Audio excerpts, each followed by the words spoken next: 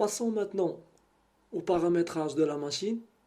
Donc, avant de commencer l'usinage, la MOCN doit savoir la distance entre l'origine mesure et l'origine porte-pièce.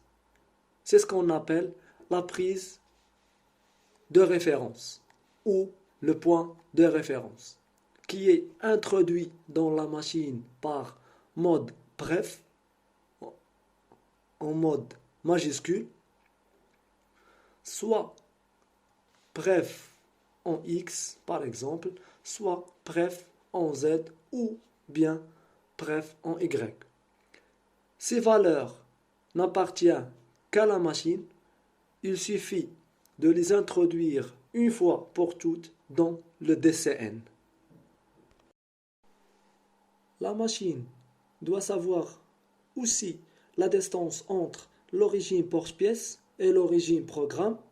C'est ce qu'on appelle le décalage qui est introduit dans la machine par le mode DEC, soit le DEC en X, en Y, en Z. Prenons cet exemple, c'est le DEC en Z, c'est cette distance-là entre l'origine porte-pièce et l'origine programme. Pour bien conduire l'outil, la machine a besoin de connaître sa longueur et son diamètre. Ce dernier est gravé la plupart du temps sur le corps de l'outil, mais pour la longueur, on doit la mesurer à l'aide d'un capteur.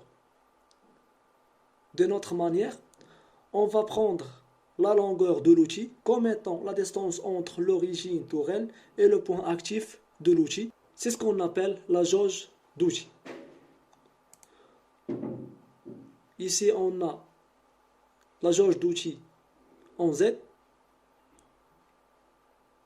de l'origine tourelle à jusqu'au point actif. Et ici, on a en X, la même chose. Prenons cet exemple. On a ici 4 outils de différentes longueurs, de différents diamètres. Donc la machine doit connaître ces différentes longueurs et ces différents diamètres afin de maîtriser les usages.